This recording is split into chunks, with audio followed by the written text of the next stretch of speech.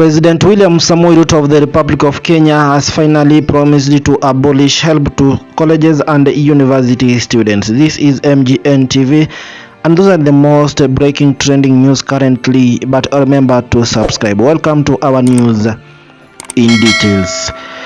The government has promised the Kenyans that the education sector will improve. President William Samoei Ruto has stated that he has used the last 4 months of his presidency to lay the groundwork for the renovation in the education sector. Ruto promised to abolish HELB and TVET funding and to establish National Skills and Funding Council to connect the two levels in order to provide a credit transfer framework and to support academic progressions. Therefore, the National Education Fund will mobilize grants, bursaries and scholarships from private and public sponsors to cover non-tuitional costs. The president therefore quoted that to bridge the current higher education funding gap of up to 45%, the government will establish the National Skills and Funding Council that amalgamates HELB, TVET and university funding boards. This immediately doubles the current higher education loan board funding from shillings 11 billion to shillings 22 billion and eliminate the interest of HELB loans. Those are the quotes from William Samoei Ruto. In this case, while ringing in the new year at State House in Mombasa, Ruto said that the government intends to invest more money in the sector to give it new life. President William Samoei Ruto thereafter said that 30,000 additional teachers for basic education as well as 3,000 tutors for TVET institutions will be hired this year to ensure a smooth transition into the first junior secondary level. He quoted that we intend to use our education system to develop world-class human capital.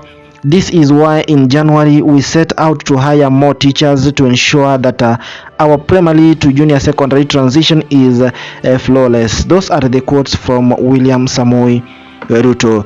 He also added that the government will hire a portion of the intended 58,000 teachers per year for shillings 25 billion over the next 2 years to address the sector's current shortage of 116,000. He also added that we commit to ensuring that government initiated in-service training, including teachers' continuous professional development, he said. Ruto also said that the government intends to spend that shillings 15 billion to equip 70 TVET institutions to assist in the training of learners and prepare them for the labor market. In its educational charter, the Kenya Kwanza Government Alliance also pledged to complete the construction of vocational training centers in each ward, as well as to ensure every constituency has a training and a vocational educational training institution, that is a TVET. He quoted that within the first 2 years we will establish and fully equip a TVET institution in each of the remaining 52 constituencies, the charter states. We will also hire tutors to look after our TVET institutions because TVET has the best human capital that is tailored towards science, technicals, engineering and mathematics subjects and areas that will lead us to engineering because that is the future we seek. Ruto also said that the recommendation of the Presidential Working Party will inform the government on how to streamline human capital and sharpen and solve challenges in the education sector. He quoted that we know many universities are facing numerous challenges and significant debts as a result of programs' length. We will focus on ensuring our universities receive adequate attention to provide quality education. He also proposed that establishing a public university and increasing the number of technical universities from 3 to 8 across the 8 regions from the current 3.